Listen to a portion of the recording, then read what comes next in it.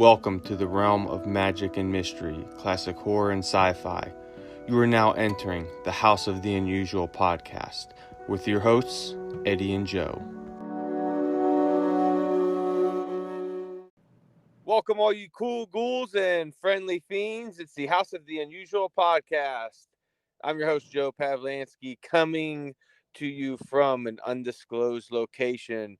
Unfortunately, I cannot be with the group today. I'm going to turn it over to my good buddy, Eddie Guevara, for the introductions and the setup for what's going to turn out to be a great topic of discussion today. So, Eddie, take it away. Hey guys, Jason, Chuck, and Cheri, how are you out there? Hello. Hi, Hey, hello, everybody. Pittsburgh. All right. Hey guys, I was gonna mention that a friend of mine just came across a bargain of a lifetime.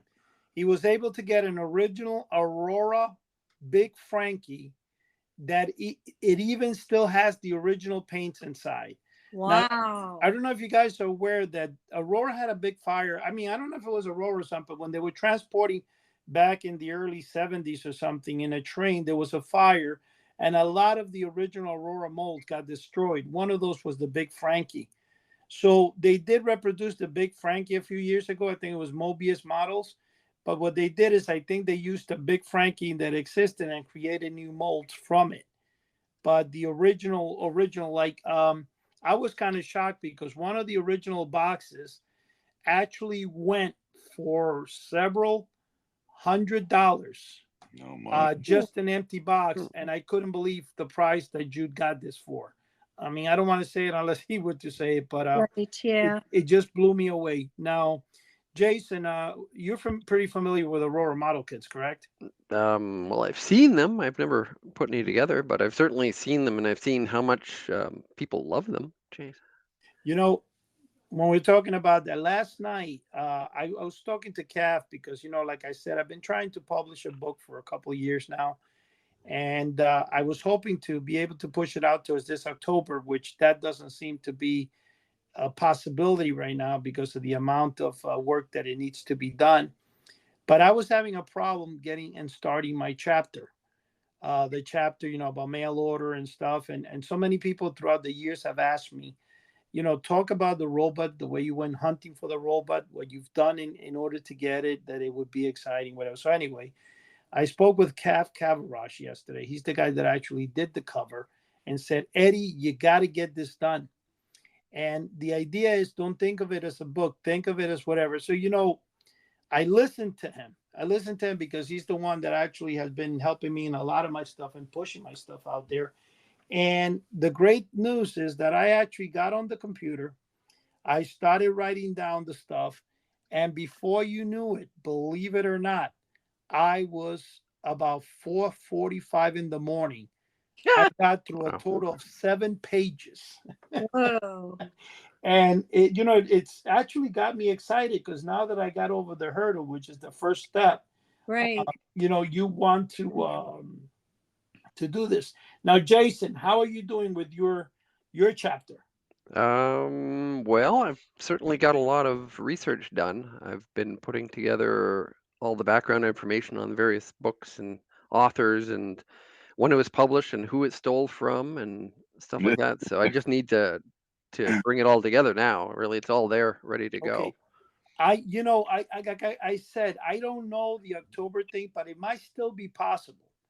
I need, I just got a new guy on board. His name is Richard Hilliard. As you guys know, he's been on the show several times, and he, being a professional graphic artist, as we know, he worked on Creepshow, I think. He worked on The Walking Dead. He's got a lot of experience. And he started within 2 to 3 days, he started pushing out stuff. And what I decided to do finally is I'm going to reproduce the original haunting record from the Gale House. Ooh, that would be cool. On the original vinyl. Ooh. The best part is to prove that it's my version in case somebody out there tries to sell it off. It won't, because first of all, the center is going to be more graphics. It's going to look better. It's going to just not have the ghoul face like the original album had. It's going to have the ghoul face and the haunted house behind it. So already the cover is going to be different. And yes, there's going to be an intro from House of the Unusual on the record, like probably 10 seconds. and I believe Chuck is going to be doing that. Ooh, okay. The voiceover, like, welcome, this is one of our specialties. And then the record's going to start playing, and it's going to be two sides. We're going to have a T-shirt in the kit. We're going to have a comic book of the Gould. So I have Calf Caravage right now as we speak, actually drawing up an entire, I think it's going to be 6 or 8 panel comic strip for the Gould. So if you guys are aware of Eerie magazines from the 1970s and Warren Publishing, if you remember, Jason, you always had the old witch in the top, where it was telling the story, and it kind of had like this wind behind her, like a dark wind or whatever, forest, and she's telling the story. So you're going to start where the Gould is going to be on the top part, and is going to be telling the story. Basically it's going to be like a little commercial kind of thing, like kids in school saying, hey, are you guys going to get ready to, let's say, go to Freddie's house today for the exciting surprise he's got, whatever. So as we walk through the panels, I don't want to, give out how the comic is going to run, but it's going to be really, I think, really exciting. I spent over an hour and a half with Calf yesterday going over the steps of each panel and what it will end like. Now, together with that, Calf did draw for me a 4-page comic book, me searching for the robot plants. It dates back to probably, the 2004, 2005 when I met him. Wow. Well, I'm going to actually take that, and I'm going to create like a 4-page comic that's going to be inserted with the record. Oh, that's really cool. So yeah, we're looking, the label that this guy has done. I'm also going to try to run a full-page ad in Monster Bash magazine. Cool. And probably not a full page, a half-page ad, and probably in Scary Monsters. I would love to have it there because it's going to be The Haunting. It's been redone. The ad is identical to the original. The only difference, it was redrawn from scratch and retypeset. So you're looking at some really good quality work. Jason, if you haven't seen it, I'm going to send it to you. No, I've seen it. You sent it along. Okay, yeah, but did I send you the colorized version of it? I think so. Okay, I'm just thrown back by you. I think I sent it to you, Chuck, correct? I don't think I got that, Eddie. You might want to it might have resend. came to my Oh, Cheri. Yeah, I think I sent it to Sherry's phone. Yeah, Okay, it might have been No, Sherry. I've only seen the black and white. All right, so that's something that you guys are going to be getting a few as soon as I finish this, because it's going to throw you back how good it is. Okay. Now, the thing I was saying is, and this is important, Jason, if you push, like, let's say the next 3 to 4 weeks to finish your chapter, I've already got 7 pages. I can do all this, and I will then have, because this is a thing with many steps, I'll have Richard Hilliard help me as much as he possibly can. Chuck, you finish your chapter, kind of. Kind of. Yeah, no, it's there. I just got to make sure that, fix it up and whatever. But okay, yeah. Cheri, did you do your part with the sea monkey? So No, she did not. You have to do that, Cheri. I know. I've been so busy. Well, okay, so it's going to be added to. It's going to be an addition to Chuck's chapter. So if you go where he sent, because he sent it to me in Microsoft Word, go there and just add the end add, bonus, whatever type of thing. We'll look it up and do it. Yeah. And Yeah. then you want me to talk about the sea monkeys? Right. And then what I'm going to do is I'm going to have the guy who's doing the cover, which we all have known in the past.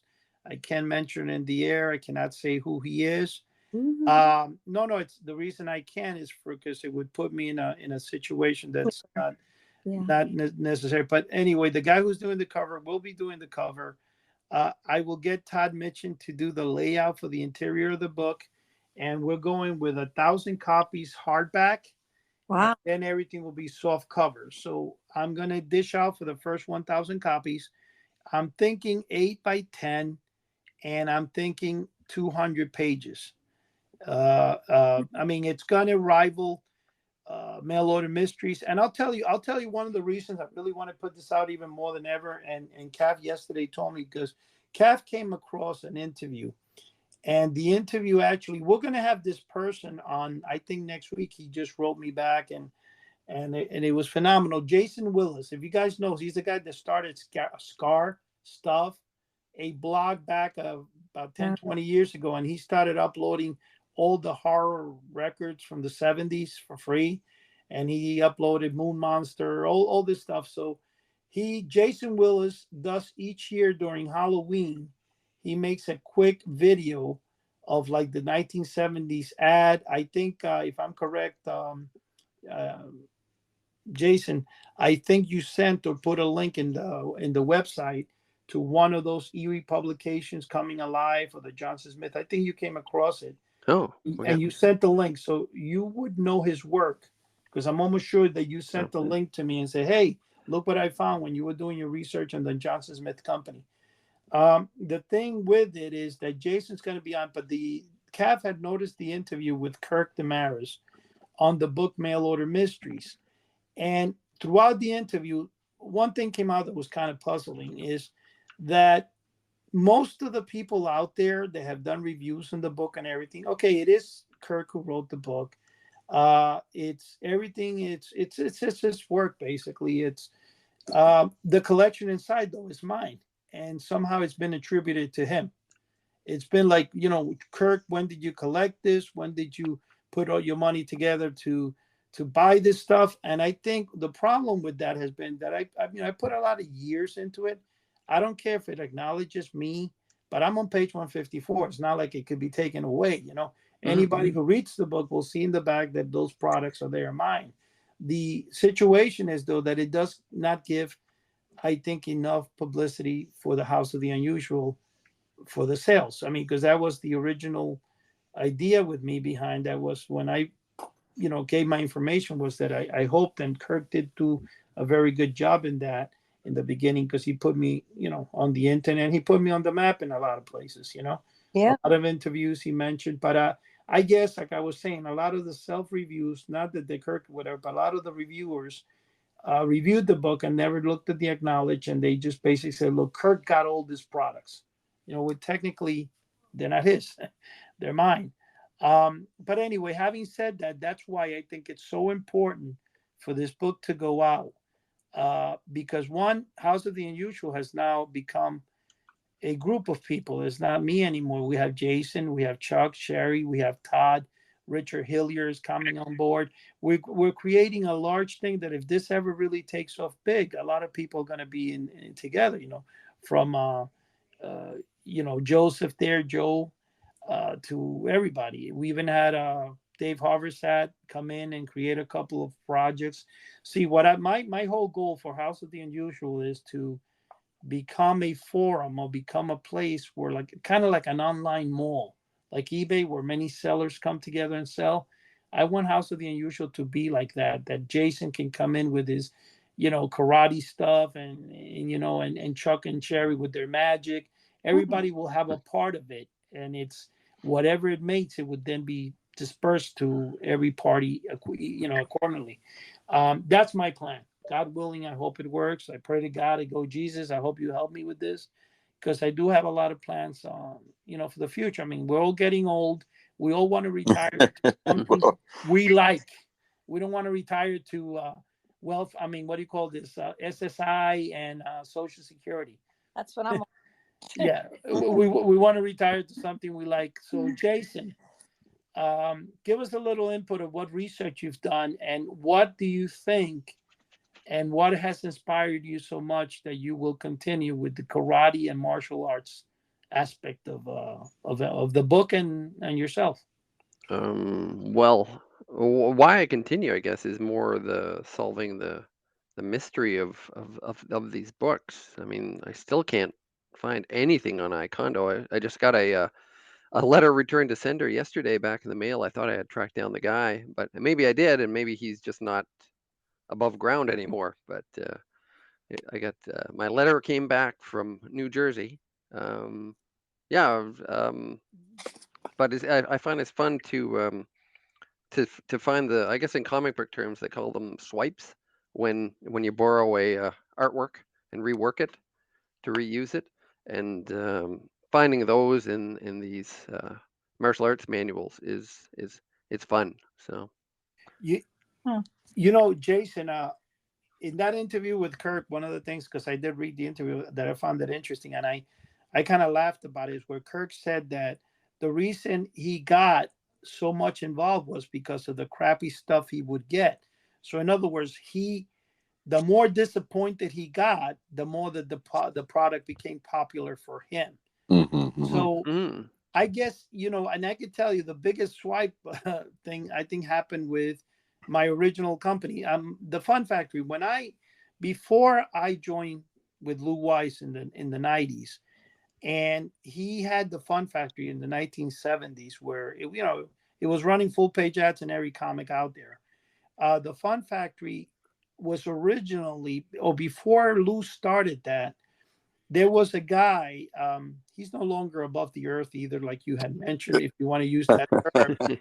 That he owned the famous advertising agency down in Fifth Avenue, New York, and he was involved with the original American Circle Corp Corporation, which is, as you guys know, the biggest mail order companies that were mostly recognized were Honor House, Johnson Smith, American Circle, then Fun Factory, and you had the Gale House, which had the record. And yes, they didn't just sell the Haunting record; they had a full page ad in several magazines, in several comics, and they sold other products as well.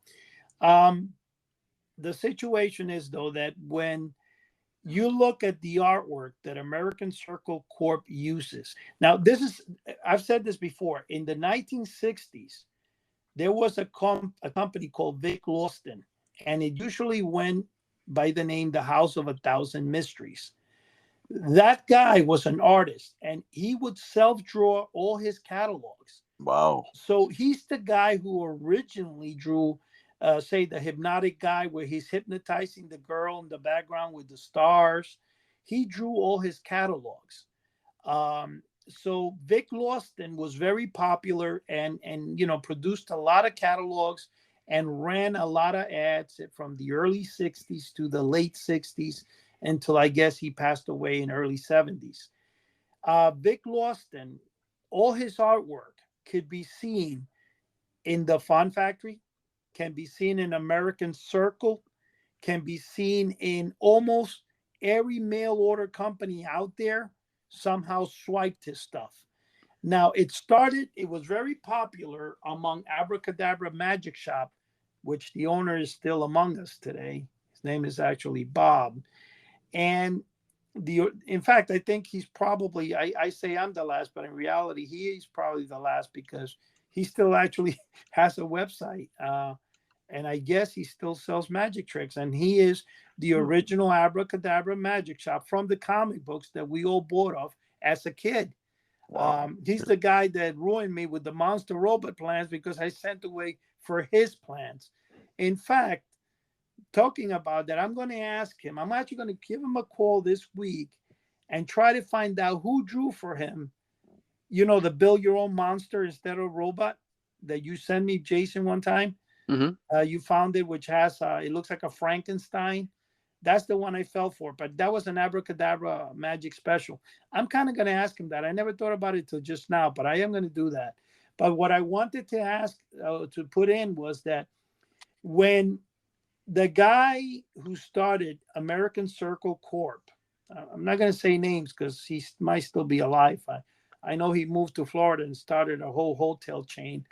And this guy apparently made a lot of money with this American Circle Corp, magic. Back in the days, people made a lot of money in mail order, And anyway, the guy that did his advertising joined forces with Lou.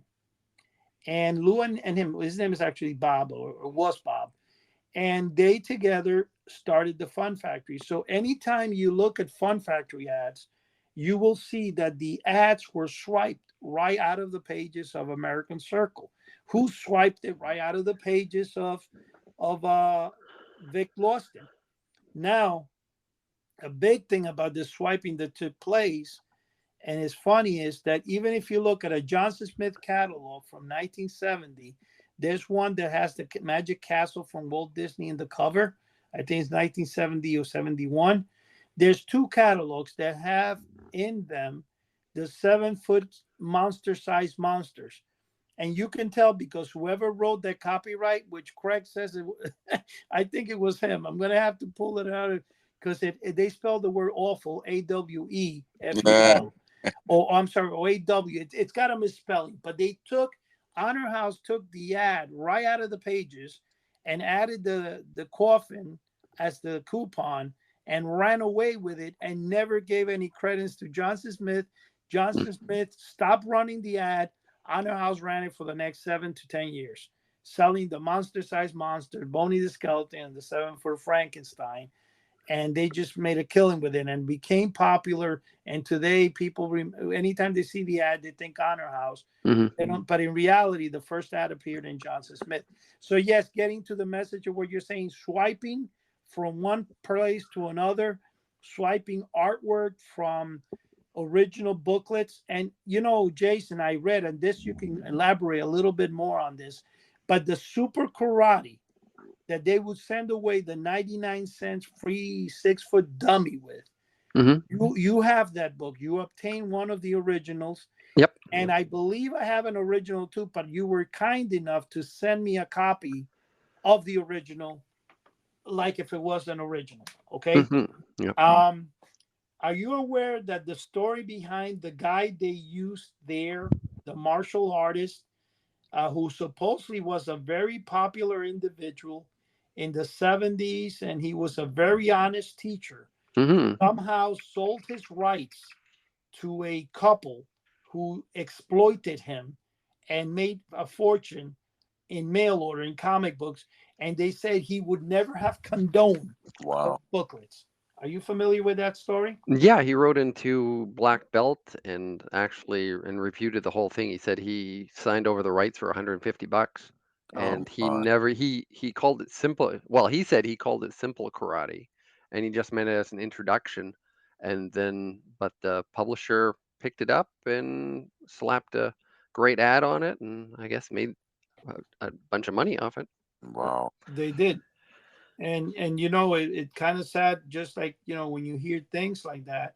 You're familiar with the guy who drew all the Aurora monster stuff, and Chuck, you can probably elaborate a little bit on this. I believe that the artist, according to what I remember hearing from him, he said he never made over $20 for any of the artwork. Wow. Yeah, you got to watch who you get involved with. Look at the great baseball player. Was it Ted Williams? If you read the story, oh my goodness, he got involved with a guy that promised him in his retirement all kind of money. He got involved with him. There was some kind of big dispute, and he ended up being cryogenically frozen. Ted Williams, and his family was fighting over his head that's frozen. I mean, it's a horrible story. Check it out. You'll see what I'm saying. Wow. He got involved with some lunatic, and it was just unbelievable. Wow. Well, what's sad about any of that stuff, and you could see us, and I guess Jason you've come across it right now recently, and you being a smart individual like you are, has realized all this stuff. But what is your input about all the swiping? I mean, what do you think of it? You like it or? Well, it's funny to see how little actual. I mean, I always thought there was very little content really in these books because they're totally shallow and they don't cover what I would say. If you wanted to write a martial arts book, you could do it in 32 pages or whatever, but these guys don't because they didn't have it. But where was I going with this? Yeah, I mean, there's so little content. It's funny to see how. You sound like me, Jason. It's funny to see how much gets reused out of so little. There's so little original content, and then and what little bits there is gets traced and swiped and reworked and made into the next book. What you're saying, Jason, like last night, right? I'm writing the story, right? And I think because Chuck did a part, and I'm going to ask you, Chuck, to elaborate on the history of magic in the 70s and what you think. But, as a kid, back in the 70s, I guess not like today, kids today with all this video games, I guess their brains has become more, I don't know what to say, more knowledgeable. Sure, he said like mush, yeah. Yeah, or more knowledgeable, or more mushy, or less naive. But I mean, I came and I'm looking, as I'm writing the story, I was putting the story in in that 7 pages of how when I first came across wanting to order the 7-foot monster goes. The thing was, as I came to the country, I started picking up English, and I got a friend. His name is Albert. Albert liked comic books, so I started looking at the comic books, and somehow the orders started appealing to me. All the ads in the back, All of a sudden, I came across one day in time, I came across the 7-foot monster ghost ad from Honor House, right? So I asked Albert, what does this do? Now he tells me it's like the Abbott and Costello, et cetera, et cetera. You know, it obeys your commands. It's huge. But I'm not thinking $1 not going to buy that. You know, Yeah. in my mind, it's a big item. So I'm waiting for the item. In the beginning, my mom wouldn't let me order it because Albert had sent away for Columbia Records and Tapes for a penny. And the mother was sent several letters from a collection agency. And Jason, I don't know, since you're from Canada, if you got a collection agency letter here back in the day for whatever reason, you were in trouble. Like, oh my God, that means they're going to go to jail. Now, people didn't know any better, right? So my mom was reluctant to let me. So one day I got sick. She felt sorry for me, gives me the $1. I go and I elaborate more in the book, so I'll let that story be. But one of the things that happened is I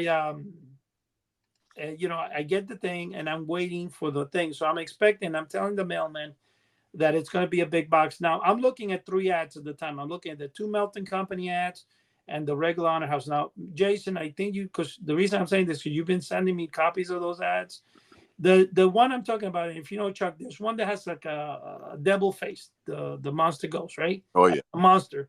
Right. Vampire face. And there's one that has, it looks like he's sideways and there's like a rectangular thing with a guy standing next to him. Well, as a kid, I looked at the rectangular thing and I didn't realize there was a guy there because of the crappy image in comics. And I thought it was a glass box.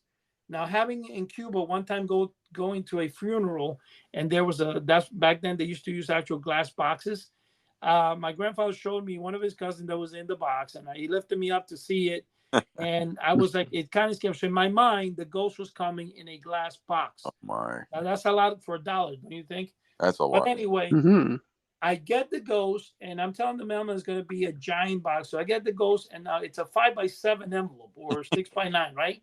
And I'm like, wait a minute, there's something wrong here. But I'm looking at it, and for whatever reason, I didn't really care. I just said, it's not what I expected, you know?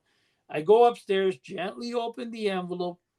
In fact, when I opened it and I take out, there's the instructions, an 8.5x11 sheet of paper folded around a polyethylene bag, and you could feel the stuff inside the bag, but it was just with a rubber band around it. So I was kind of like reluctant. I wanted to open it very carefully, you know?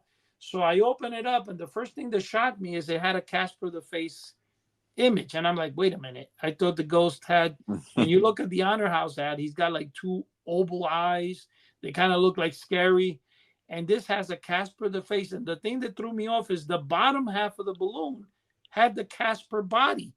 So, wow. You know, even though this is kind of funny, the one that I have that I got from the Johnson Smith that's in the center, Mail Order Mysteries, doesn't have the body attached to it. But the one that Honor House sent me had the body. And they did make him with the body because sometimes on eBay they sell and you can see them. Wow. But anyway, the first thing I'm like, you're going to see this through the plastic. The second thing that shocked me, it tells you to bend the plastic in the middle.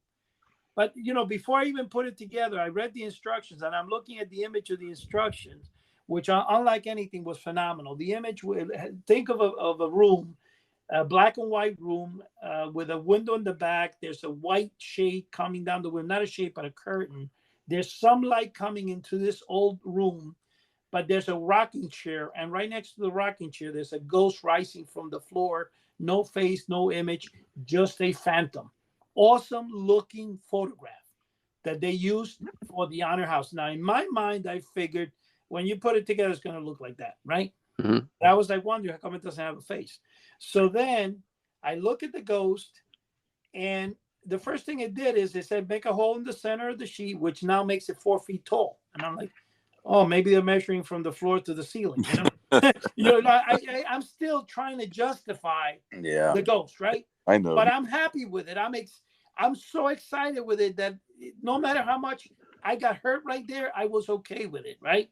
So I put the damn balloon, I inflate the balloon, I tied the string. In fact, I taped it to the top of the balloon because when you tied it around the neck, the balloon would tip forward because it was the counterweight was, too much at the bottom, whatever. So, or the sheet weight. So what I did is I put the thing and I put it. I climbed this folding step ladder we had, wooden step ladder. I put it through, and back in New York City, I don't know if in Canada they have old buildings like that, but in New York City they used to have the buildings at one time had gas lamps. Oh yeah. Before they Mm-hmm. became so, Yeah. it still had the gas fixture, but they had just converted to electricity, so it had a light bulb inside, right? So, what I did is I put it through there through a little hook, and guess what? All I did was go to the room. I'm lifting the ghost to fly, and as I lift the thing, pow! The balloon touched the light, and It it broke popped. my head. Oh Right? Gone. I remember that it said that for 50 cents you could send away for if you pop the head, they will send you another one, right? For I think it was 25 cents or 50 cents postage. And it said for you to send a self-addressed stamp envelope. I'll tell you something though. Or I'm sorry, if you sent a self-addressed stamped envelope, they would send it to you for free. I don't exactly recall, but anyway, I can tell you one thing. You think that would have taught me a lesson? No. A week later, I was looking at the one from Melting Company, and I wanted to send away for that. I don't remember how this time I got the $1, but I got it. I sent away for it, and in my mind, it was going to be in a glass box. Oh. Like you know what I'm trying to say? Like we were so naive and stupid. Well, it goes back to the P.T. Barnum. He said, Yeah. Well, minute, Well, now Chuck, give us a little input on the magic aspect of those years. How when you would order things and how popular TV magic was with Marshall Bourdin, who took the airwaves. Go ahead, give us a little input. Well, I tell you what, in the late 60s, early 70s, 2 words defined magic. That was Mark Wilson. I mean, he would have his TV specials come on once a year, and I'd look forward to watching that. That's what really got me into magic. And then I did manage to see an ad, just like you said, in one of the comic books, and I sent for through the Johnson Smith Company. How old were you then? I was about 6 years old, I think. And I bought a little ball vase, a little plastic ball vase, a color changing handkerchief, and maybe a couple other things. I think the whole order came to like $1.35, $1.75. I had to get my allowance. I had to mow some lawns, cash in glass bottles. Take the garbage out. Yeah, take the garbage out. Yeah, I remember cashing glass bottles. Yeah, the glass bottles were cool. Wow, that's right. You used to get a nickel for each one, right? Yes. Yeah, I used to walk around the neighborhood. Hey, you got any glass bottles? Me too. I love that. And I got the stuff, and it was cheap. It was very cheap, and I was thinking, wow, this doesn't look like it's really good stuff. And it broke? No, it didn't. No, I didn't have that experience like you. I didn't pop it on a light or something. But now, what is it you sent away for? You said again the ghost? No. Well, that I did send at some point, but as far as the magic goes, it was the ball and vase, and the color changing handkerchief. Where you pass your hand over and it changes color. Nice. And possibly the smoke from the fingertips. That terrible smelling smoke from the fingertips. Oh my God! Yeah, the old trick. And at some point, I did order the ghost, and mine didn't break or anything. I just hung it over a bent nail down our basement. I just pulled the thread through it, and I said, "Mom, look!" So she opened the basement door. Oh my! Like she was scared. She played along. She tried to humor me, and then she told me, "Quit buying that junk." Where did you buy it? Do you remember which ghost you sent away for? What company? I think it was Johnson Smith.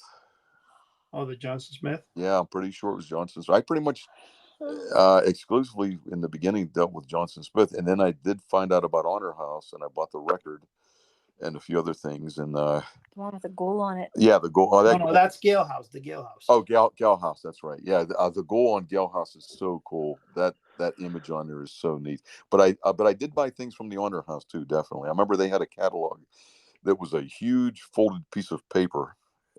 It would fold up in many sections. You know that catalog, whenever it shows up online, I try to get whatever. They go for a lot of money, man. Wow. It's crazy. In fact, I was kind of pissed off because not too long ago I lost an Honor House catalog, and it was missing the front page, and they sold it for like $34 or whatever. But I was like, what the heck, man? I totally forgot about the auction. I was watching it, and I hate when that happens. I know. Yeah. I still hate. I mean, I wound up getting one, but who knows what the heck it is. But Jason, and also Chuck, they did like the X-ray specs.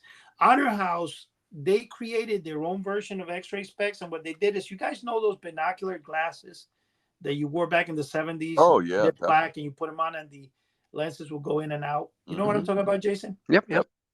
Okay. What Honor House did is they took two little round circles that would go into that, like cardboard circles, and they put a feather in the center. I don't know where Wagner had the stuff done, but they would put them on those things, and they were X-ray instead of glasses, like X-ray binoculars.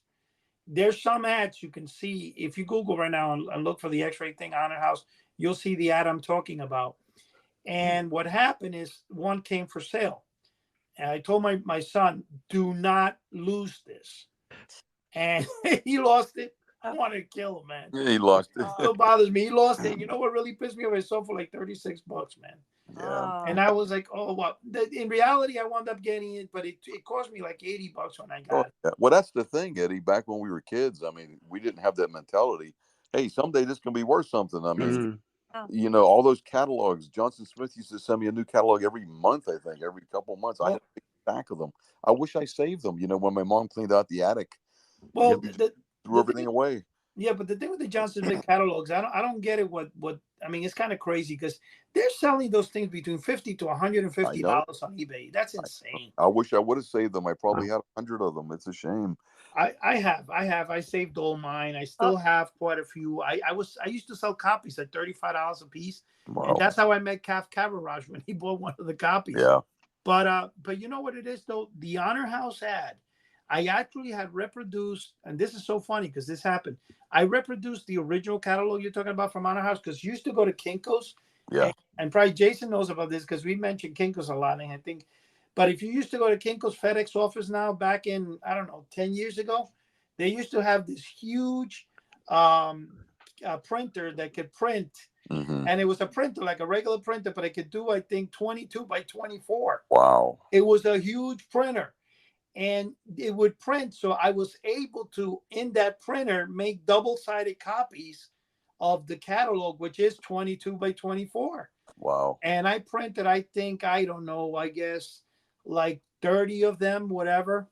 And they were $1 each, $1.10 or something like that. And then in Staples, when they had the old blueprint machines it used to, I don't know how the guy in Staples did it, but he was able to print them for me double-sided by manually feeding each one. And it's no longer possible to get done. Like, I cannot print them like that anymore. But I used to sell them for $35 each, free shipping. And one guy sends it back to me one time, and he says, hey, I want my money back. This is not an original. First thing I said to myself, why would he even say, how would he know if the original is exactly the same way, you know? Yeah. It's an exact copy. He would never have known, but he says to me, it looks too new, whatever he gets. So he got his money back, right? About 2 years later, I forgot that I had it, and it's no, I got $79 for the same one. Wow. For the same copy, because I said, this is a copy, but I do have 3 originals of those. Wow. Chuck, and they were very popular. One thing Honor House, I think, failed to do a lot, which it kind of blows my mind, was they failed when they would send out their orders to you. Not all orders had a catalog inside. Right. Johnson Smith would charge you 25 cents, but they sent you a catalog, or you would get one in the mail 6 months later. Right. That wasn't Honor House. Honor House would send okay. In fact, I probably got over 10, 15 orders from Honor House when I was a kid or whatever, and only 2 of them had a catalog in, and it was one of those flyers. You know, so now with the magic and stuff, what else can you recall that you ordered when you were young? Yeah, you know, basic little things like that. You know, like I said, the smoke from the fingertips, with this claim that you can make, you know, smoke up here from your fingertips. I said, that is so cool. You know, I got it, and I put this gel between my fingers, and a little bit of spider webs popped up, and I'm thinking, what the heck is this? Yeah. That new effect that they have out now, the smoke from, I guess it's from the watch. That's a really cool effect. Right, exactly. You know what? I actually I've built my own smokers now, Jason, where, you know, with the flick of a button from across the room, a little remote or whatever. Yeah, you can actually hook up a vape and get some nice smoke to come in different effects. Or there's Is that what you used in the haunted house? Yeah, and there's a thing that you can get from the train, HO trains. It's called a smoke generator. Oh. It'll, for smaller effects, it's kind of cool. It takes at least a 9-volt battery, but there's a form of a glow plug in there. When you put your glycerin in there, the liquid, the smoking liquid, and you pulse it and you get the power through it, it'll give several nice puffs of smoke for more close-up effects. Mhm. Yeah, so there's a few different routes you can go, but yeah, I am familiar with the watch. I actually have one of those. Those are pretty cool. They're very neat. We just came back, Jason, from the Pittsburgh IBM convention. Oh, that was wonderful. Yeah, We Cheri had and a I, blast. and there was a few Oh. guys who actually did perform with the watch and different smoke things. When they would apparently vanish an item, it would go in the puff of smoke. It was really, really nice. But Yeah, I it was, see do that. Shin Lim was doing that, I saw. yeah. Smoke is a nice addition to any type of a. We talked to Shimlin. He's on the Oh yeah. Shim Lin was on live with on the screen. on a Yeah. big screen in front Yeah, of he everybody. talked to us, and there was another. What's that? Justin Willman. And Justin Willman Yeah, and that was Matt cool. and Matt Franco. Nice. He was also the winner of AGT about 8 years ago, I believe. Yeah. But I tell you what, it was a nice time. It was close. It was only downtown Pittsburgh. We saw so many we're like 50 friends and new friends. Yeah, there was a lot of neat people that Yeah. recognized us from our videos, and Yeah, it was a really lot of cool. fun.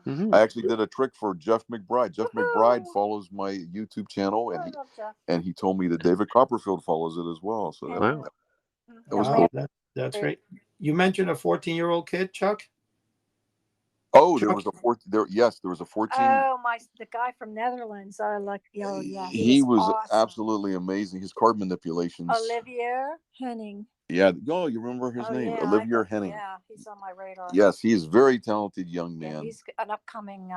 He's so humble. He's so very, sweet. very humble. He's a nice kid. I hope he stays that way. Is he the grandson of Doug Henning? Yeah, I was wondering. Yeah, but he's from the Netherlands. His parents were there. Yeah, they were really nice people. Yeah, his Nice parents kid. were there. You know, I'm going to tell you something. Yeah, I kind of saw the kid in the video. I'm actually uploading the video. I was going to tell you, Cheri, you got to resend it to me because he didn't send it in the proper format. So what happened is it came as a PDF, meaning words. It looks like a Word format. Codes. I didn't get the video. So when you have a chance, take a look and see. Yeah, what happened? Yeah, resend it and stuff. And Jason, you didn't order much stuff when you were young, right? No, well, being in Canada, you would always run into problems with the shipping or having to send a check, which meant talking to mom about writing a check, which would tend to off-rail the whole process, really. It didn't offer you. And then there was shipping, and then what's the shipping from the U.S. and what's the shipping to the U.S. And it was hard to do because we're like a third world nation over here, Jane. But you did see a lot of the ads, right? Oh yes. Well, we had tons of the comic books around when I was a kid, and of course they're all the U.S.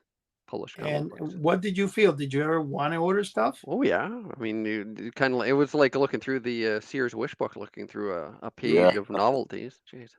And something that you never get, right? Oh my God, if I could have this, or if I could have that. Yeah, you might even. I think I might have even filled out the order form once or twice as just loading stuff into the shopping cart and never coming back to it kind of thing. But I got to tell you, in the beginning when I started doing this, I used to be so fascinated.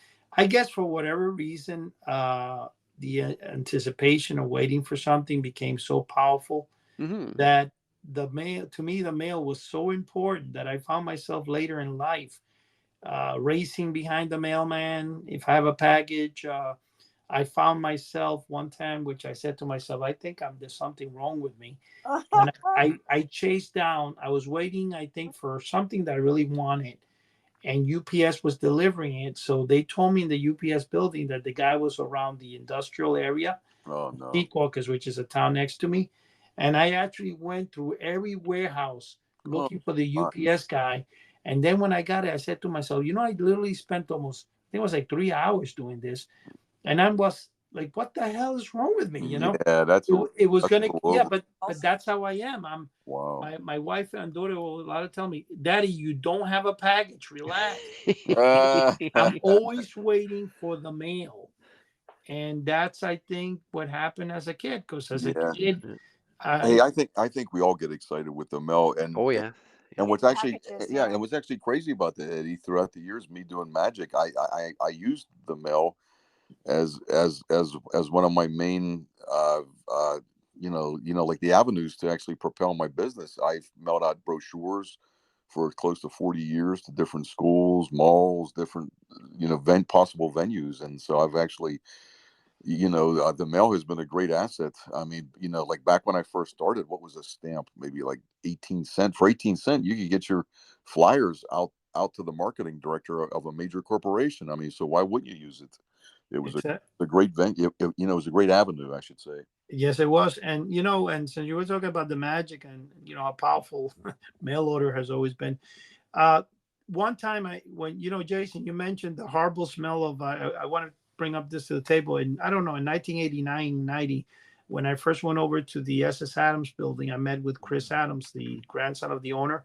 Back then, I think the owner was still there. His father was still alive. I think I passed by him, but didn't speak with him. But Chris Adams gave me a tour of the entire building, the entire complex. And when we were walking towards the area where they made the smoke from fingertips, he said to me, I don't know if you want to come in here. And then as we went inside, I said, nah, I changed my mind, man. The smell was pretty bad. Oh, and, yeah. Well, I'm sure that was just an industrial adhesive or solvent that right. had that side effect of separating into filaments. But I don't know. I mean, I'm sure I can find out the actual, I can find out the secret recipe, which I would probably never be able to divulge. But I could tell you something because I do know, the SS Adams people. But I could tell you one thing, though. If you ever, back in Cuba, when I used to, mom would think if you burn a bullhorn, it will help the thought to go away. That's an old folklore. So when you take a bullhorn and you actually, you burn it, that's what it's a horrible smell. And that's the smell that comes out from that smoke from fingertips. Now, one thing that is, I did order a Chinese version of that, Chuck, and I wanted to ask you on that. It looked like matches. In other words, they sent smoke from fingertips from China, but instead of being the liquid or the cream that looks like, what do you call this?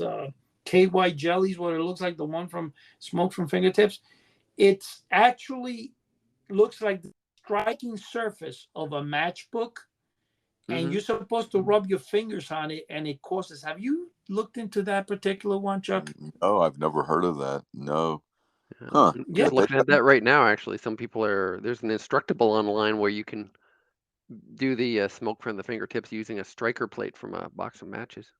Also, then it is, right? And how are you supposed to do that, Jason? Is it you rub put your it in the fingers? freezer, and then you burn the paper, and it'll leave the brown phosphorus residue behind on the plate or something, and then you can rub that on your fingers. I think that's correct. That's probably what I paid $1 because I noticed it was kind of cheap. Now, you want to get brown phosphorus on your fingers? I don't know. That's what I was going to just ask you. Doesn't seem like a good idea. That it's not a good idea, correct? Yeah, is that even safe to breathe? I don't know. Good thing the tube was so small. Jeez. The smoke from fingertips, if you look at it, really is not smoke. It's kind of like hair, like follicles, whatever that pop up. Yeah, it was just little threads of something. Threads of strings. It's kind of like, and I don't know if Jason, if you're aware of this, but we used to have the snowstorm tablets were sold big time by American Circle Corp, and it's kind of like a little white aspirin.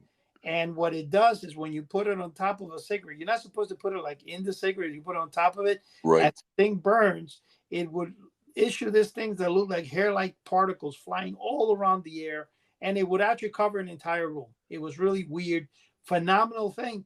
But then as later on they found out, they actually outlawed the thing because it's used in poison. It's like rat poison or something, And I've had people. I have probably 2 entire boards of snowstorm tablets. Like like if you go to a store, and that's something I haven't seen in a while. Is a board of products. I have. But I have them from the store because when I used to buy them wholesale, you would buy. I think it was a gross, and the gross would be on one big giant cardboard, and that's how you bought them. And the thing is, though, is that I've been offered as much as $20 a pack, and I've Wow. refused to sell them because I'm not going to get myself into some type of legal problem that somebody dies with that, because they're outlawed. They're still being sold. There's a guy that I even told him on eBay, be careful with what you're selling. He hasn't paid attention. He still gets Yeah. $80 for, or $114 for a couple packs. But the whole thing is, you're crazy, because it's poison. You're actually giving something that if somebody drinks it, you can kill them. So Yeah. it's something you have to be very careful with. But hey, guys, we have about a minute left. Oh I wow. want to go across the table here real quick and see, Chuck, any final things you want to say other than, what you're planning? You're going to be finished the chapter. We know that for sure. So Yeah, we'll what's get that coming up in done. your We've been, life? we've been very, very exceptionally busy with magic. Oh my goodness. It's I think he's the only magician working in Pittsburgh. yeah, it's I like it mean, they keep bothering him from Ohio and West Virginia, which is great, but hey, yeah, I'm we'll only take it. I'm only one person, and I have to turn these down. I can't do It's them all. getting too much. Yeah. We got Time to start the franchise. Jeez. Yeah. Hey, but There you it go. was great talking to everybody. Thanks for having Well, us. that it is was good great. But talk. before we go off there real quick, Chuck, I want Jason, you got anything to say? No, the only thing I can think of when you were talking about those pills, the snowstorm pills, reminded me of putting cigarette loads into my parents' cigarettes back I in did the that. day. That was great. Oh, Nothing made them angrier than that because Oh, cigarettes were expensive. Jeez. yeah. oh yeah, yeah. Especially when you put a couple in the Yeah, pack, and then you don't know which one you put it in, right? It was hilarious. we did whole packs at the time Yeah. too. Oh my gosh, that's crazy. Oh, you're And, dirty. and then there was the other thing called petrified cigarettes, which was like a little piece of wire. You stuck down the thing, and the ashes wouldn't fall off. I remember that. Oh, I And heard. then you had stink grooves, which caused horrible smell Oh when you boy. stuck them in. Well, what I'm about to say right now before we go off is, I want anybody out there who hasn't ordered their latest copy of Stupid Comics. That's STOOPD. I did. PID. Misspelled it wrong. That's why I'm stupid, right? So please order your comic. He's done a fabulous work there. And he's also been a great collaborator for the House of the Unusual. He's running our full page ad in there. And now he's going to be having a full page ad for the coming Haunting Ooh, nice. record. This, unfortunately, the problem with the Haunting is that it's a 14 to 16 week wait for the pressing. It's crazy the amount of time that it needs for me to get the vinyl, but I'm only printing 1,000 copies. So once they sell out, I ain't gonna run them again. So guys, having said that, thank you for everybody for being on today. Goodbye, everybody. God bless. All right. God Goodbye. bless. Have a beautiful week. You Bye-bye. too. Bye bye. Thanks. Bye bye. Talk to you later. Bye bye.